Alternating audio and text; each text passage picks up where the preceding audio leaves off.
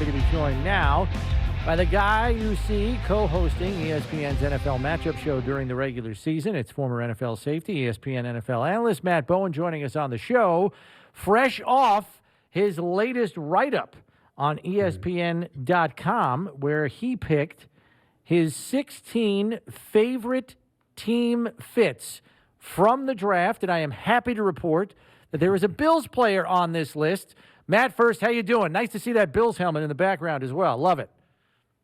I'm doing great, guys. Great to see you guys again. Thanks for having me on. Yeah, so one of your favorite fits was Dalton Kincaid. Yes. You are not the only one that likes this fit, you know, from among the national analysts that are dicing up the draft choices. But I guess give us your best reasoning why you think Kincaid is going to be such a nice fit for Buffalo. Well, I think there's a couple of reasons. Let's start with what they can do schematically in terms of personnel. And look, I'm speculating on this, but you have to expect adding another tight end. Maybe you see more 2 tight end sets. Now that gives you counters, that gives you tactical advantages in the National Football League based on run and pass and formation alignment, what you want to do. And with Kincaid, he can be your flex player. He can move to the slot. He can be someone that can stretch the field vertically. We know how much split safety zone coverage, cover 2 quarters that Buffalo is going to see because of Josh Allen, because of the arm talent, because of defenses, what they want to do, take away explosive plays. So let's get someone in Kincaid that can be your vertical stretch target inside the numbers. Someone that can match up against a Mike linebacker in cover 2, someone that can match up against a safety. But I also think what he brings, in addition to what he can do after the catch, if you go back to last season, the best tape to watch on him is the first matchup against USC and what he did in that Utah offense. He was a 3-level target, formation flexibility in the pass game. But I also think in the National Football League, when you talk about a critical position in the offensive route tree, it's that boundary X receiver. So when you go 3-by-1, trips to the field, right? 3 receivers to the field, your backside X receiver can be Kincaid. That gives you isolation matchups versus a corner, or if you're in man coverage, see who walks out there with them, especially if you're in 12 personnel. Because then maybe a linebacker walks out. Maybe it's a safety. You get that matchup advantage to throw isolation routes to a tight end who has wide receiver skills. How many teams out there, like off the top of your head, have 2 tight ends of, like, say everything spins positive? You know, Dawson Knox, Dalton Kincaid are 2 guys at the top of the game. How many teams are able to do that? Of course, we know Gronkowski and Hernandez from back in the day with the Patriots. Ertz and Goddard for a while with the Eagles. Eagles. There you go. Yeah. So how many teams right now in the league can you name off the top of your head that are able to do something like this? There's not many. There's not. And I think everyone wants to be that, but you have to find the specific skill set, right? Because you have to have tight ends that can block in the run game and also have that pass catching flexibility. And look, you don't need 2 traditional on-the-line tight ends. You don't. You can have one. You can have Knox as your tight end who's attached to the formation, can block on outside zone, can reach block, can down block, and do all those things for you in the run game, and also have that route ability in the passing game. But with Kincaid now in the field, to answer your question, there's not many teams. And look, if I'm a defense coordinator, what do I do? That's the first thing you have to ask. If I'm going to play my base defense, or I'm going to go to my sub package, now I got to bring my slot corner on the field. How does my slot corner match up in the run game? So there's a lot of different counters you have to think also from a defensive perspective when you have multiple tight ends who are versatile like Buffalo has. And I know you watch enough tape to know this, Matt, but the Bills were doing that with Knox sometimes in the last couple of years, where he's the backside guy. He's isolated and he's outside the numbers. I know they would do that kind of in plus 30 and in, maybe more than anywhere else. But it's not like they haven't done it before with Knox. Now you got Kincaid, who runs better than Knox, and probably a lot of other tight ends in this league walking in the door. Does that change the route possibilities because of his ability to get down the field and be a 3-level guy? I think it does. And to go back to that formation flexibility, whether he's a slot, boundary X, whether you put him outside as a Z, it doesn't matter. You're just trying to create that matchup. You're trying to create that matchup within your top route concept, whether you're clearing space for him versus zone coverage, or whether you're trying to get the exact matchup you want versus man coverage. Because look, as a former safety, that's a really tough matchup. One, because the size at the point of attack, the catch radius, plus the vertical speed. And again, you go back to his college tape, he can make plays outside his frame. So you can put the ball on the back shoulder. How many times have we seen Josh throw the ball to the middle of the field when he puts on the back shoulder versus cover two or our quarters, and the defensive back just can't make the play, right? Because there's a mismatch at the point of attack, and I think Kincaid gives you that. Okay, and now talk to me from a safety perspective as to how it impacts your decision making with the attention you can or cannot give to Stephon Diggs if you have Kincaid pressing the seam up the middle of the field. Talk to me about, what's in your head as a safety when you're faced with that problem. Okay, well, let's think of a coverage. Let's start with cover two, right? In cover two, let's say the ball's in the middle field. Sort of the safety, your landmark is the top of the numbers, right? You start at 15, you backpedal to 18. Now you have to have the ability to overlap both, right? If you get two verticals to your side of the field. So if you have Stephon Diggs pressing down the boundary and widening you off that landmark, well, you're in trouble, right? Because now you don't have enough time to overlap the seam ball to Kincaid. So a lot of things have to happen in your favor. You have to get a good reroute from your corner to limit Stephon Diggs' release, because if he does it, it creates a ton of conflict for you as a deep half safety. And I bring up cover two because that's where the league's going right now. Right. You're seeing so much two deep coverage because if you're playing against Josh Allen, I can't give up explosive plays. I can't go tell my offense, you got to outscore Josh Allen today. So I have to limit those explosive plays. So I'm going to put two deep over the top. And now there's different ways to attack it because of your offensive personnel in Buffalo. Give us an insight on, and I know you touched on this, and this is all kind of about this two tight end set. Give us this two extremes of when you've got the defense has to identify how they're going to treat both tight ends. Like, okay, if Kincaid's going to be treated like a wideout and Knox is going to be treated like a real tight end, and what happens if they start putting two running backs on the field with those two tight ends? But then you know what I mean? Give us right. Yeah, they got James Cook. Give us the spectrum here of what a defense has, the gymnastics and the planning they have to do when they go in, when you're going to either spread them out and go five wide with two tight ends on the field or two running backs. And you can also go five wide with one tight end, four wide out. You know what I mean? Give us that spectrum of what a defense, the gymnastics they have to go through in preparation. Well, I think the first thing is the matchup, right? So can your safety play in space? It's one thing to cover a tight end.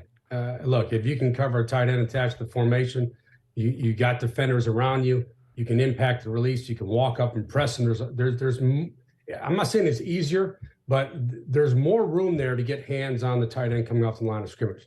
When you're out in space, can your safety play in space? The first thing I would ask. And we always talk about this, especially during the draft process, the safety can cover down the slot. There's a big difference to playing man coverage in the slot and covering down as a curl or hook defender in zone coverage where you're matching carry. So if your safety can't match Kincaid in the slot, well, if I'm a defense coordinator, guys, I have to go to my sub package, right? I got to get my slot corner on full. Can my slot corner match the size? Can he match the frame? Can my slot corner now tackle when they have 12 personnel on the field? It looks like 11 personnel, right? Free wide. And now can my slot corner tackle in the run game? Because if I'm Buffalo and you bring sub in the field and your slot corner is a true cover guy, well, I'm running the football. And we know what they did in the offseason. We know what they added in the offensive backfield. My buddy Greg Cosell said this before, and I'm sure he's probably said it on your show, is that right now, if I'm opposing teams in the AFC East or the AFC in general, I'm a little nervous because I want to know what Buffalo is going to be, because I don't really know right now, because based on their moves, I think there could be a shift in what they want to be schematically. Okay, and I think there can be a shift in now they're going to attack teams and be very multiple on offense. And a shift where it's not going to be Josh Allen every play. That they're going to have more guys that can touch the football, whether in the run game or the pass game, that I now have to prepare for. And that's going to create more challenges from a defensive perspective. Yeah. Right. There were a couple other guys from AFC East clubs whose picks you liked as fits.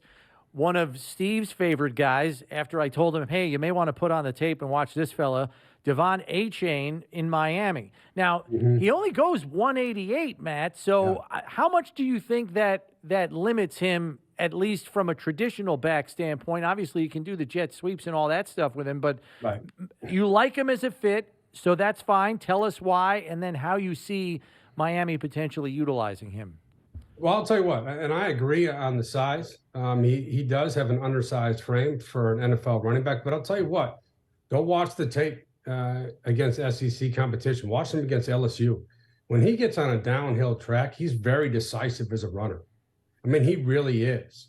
He plays like a 210-pound running back when he runs downhill. There's no question about that. He's decisive. He's physical. He's got lateral juice in terms of making defenders miss. He's got perimeter speed. He's got home run speed based off the 40 time we're watching right here. And then what he can do in the pass game, I think he can be someone that can win matchups out of the backfield. And in that Miami offense, Chris, you already mentioned it, the jet sweeps, the screens, I think there'll be some manufactured touches for him where he can utilize them as a player to get into space.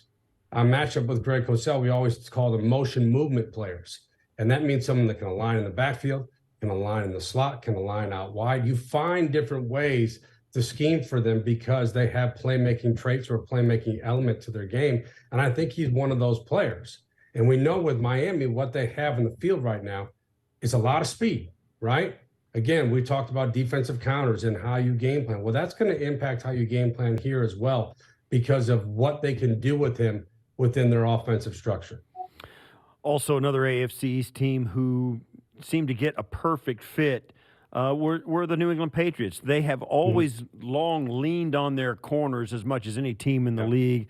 You go back to Darrelle Revis, you go back to Stephon Gilmore. When they've got a really locked down corner, they seem to be their happiest defensively. Christian Gonzalez, cornerback, they drafted him. Give us an idea of what their thinking is.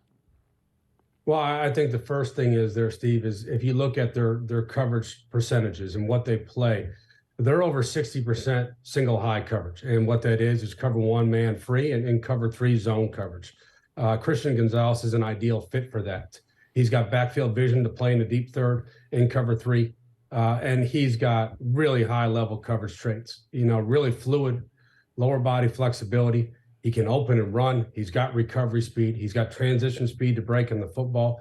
He doesn't have a ton of on-the-ball production from his college tape and his college numbers, but you can see the ability and the traits are there for that to transition in an NFL scheme, which he's going to, which will utilize or maximize his traits, that he'll be in position to make plays in the football. And look, New England will play some too deep, just like we were talking about before how the NFL is going, but he has the traits there to where he can jam and reroute, open his hips and sink. I think it's an excellent pick. I thought he'd go much higher. I thought he was a top 12, top 10 player based on his tape, based on his testing numbers, based on the coverage traits. I thought it was an excellent pick for New England, and it fits exactly what they want to do. Because if they do have a corner who can win one-on-one, win those isolation matchups, with Bill Belichick, how we rotate his safeties, and that will allow them to double and bracket defenders elsewhere on the field.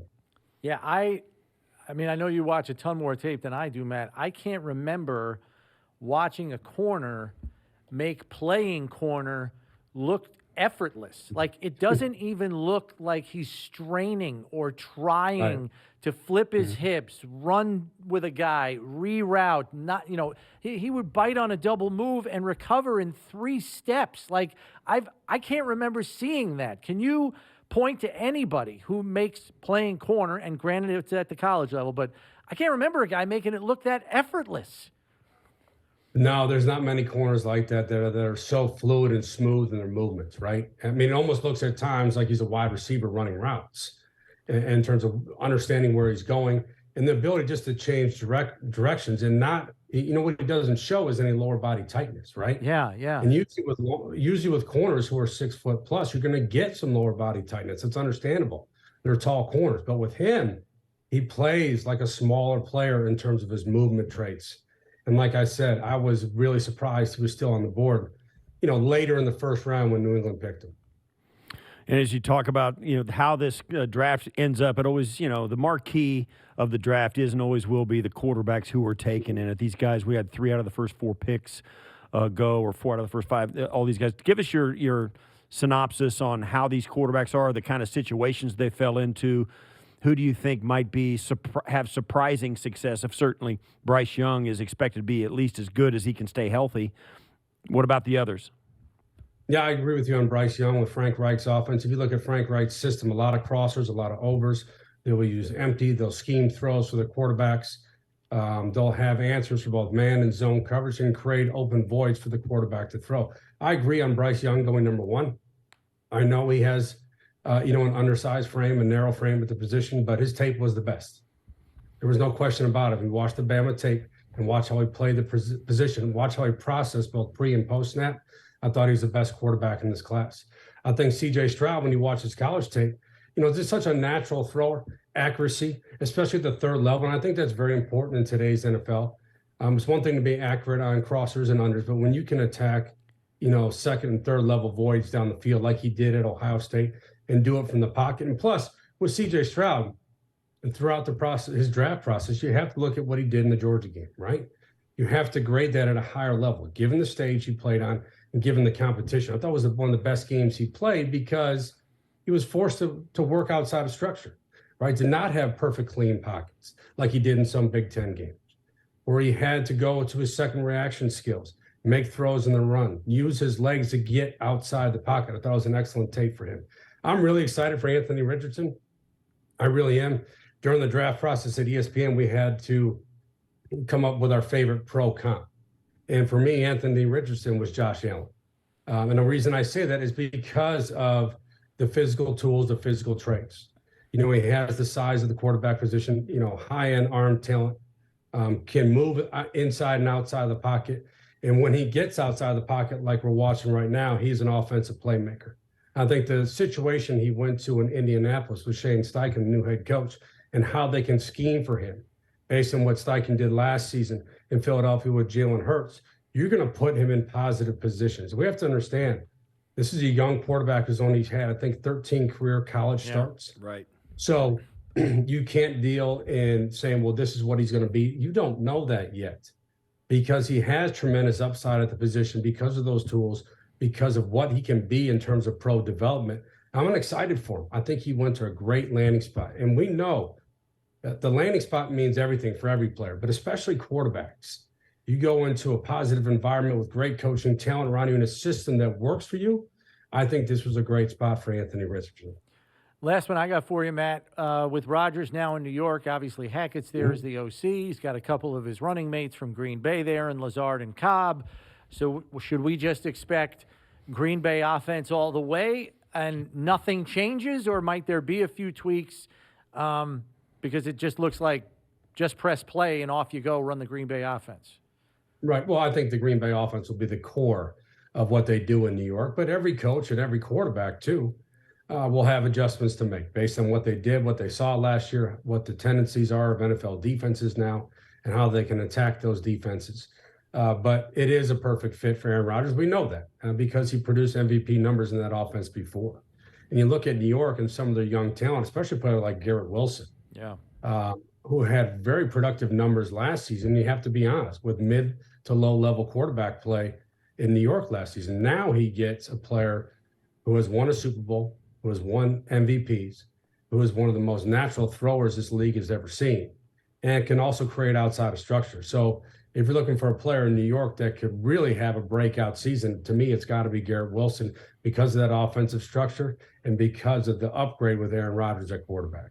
What are you thinking about the Hendon Hooker draft spot? When he was healthy, and I'm just like most other people, but I thought the guy could really, really play. I thought he had a chance to be really good. Certainly the Tennessee offense was not an NFL offense, but he showed poise, he showed arm strength, he showed athleticism. What about Hendon Hooker, and if he comes back and is available at week 10, week 11 in this season and beyond, what do you think his landing spot, and also his prospects?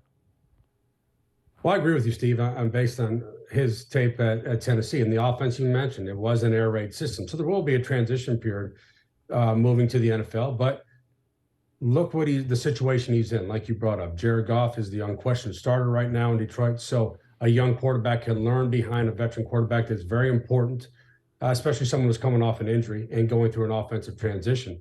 But I agree. He's an over-the-top thrower. He sees the field well. He gives you dual threat ability, whether he schemes situationally as a runner or creating outside of the pocket.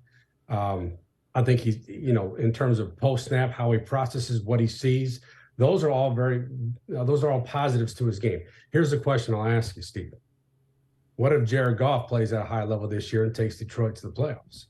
That's a thing you have to look at, because I thought Goff's tape at the end of last season was really good in what they did in Detroit. And that's a team I think that's on the verge of competing, or should be competing right now, not only in the division, but into January football, because of their coaching staff, because of their roster construction. And that's something we have to think about. Does Hooker get a chance to play this year behind Jared Goff and beyond? Because Goff right now, I know we don't talk about him in the upper tiers of quarterbacks. I understand that. But again, based off the tape last year, and especially the second half of the season, he played really good football.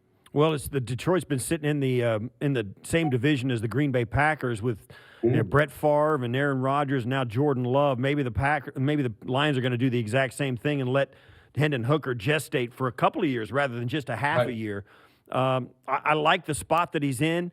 Certainly, it's a watered-down NFC. Yeah, and it's the NFC. We call the NFC the relegation league. Because you look at the quarterback rosters on each conference, and the AFC looks like elite quarterback play, and it's only gotten better over the last 2 years with Russ Wilson and Aaron Rodgers coming over. So it's I like what the Detroit Lions did. They may not see any returns right away, but certainly it's an insurance policy they got to be happy with, at least in the short term.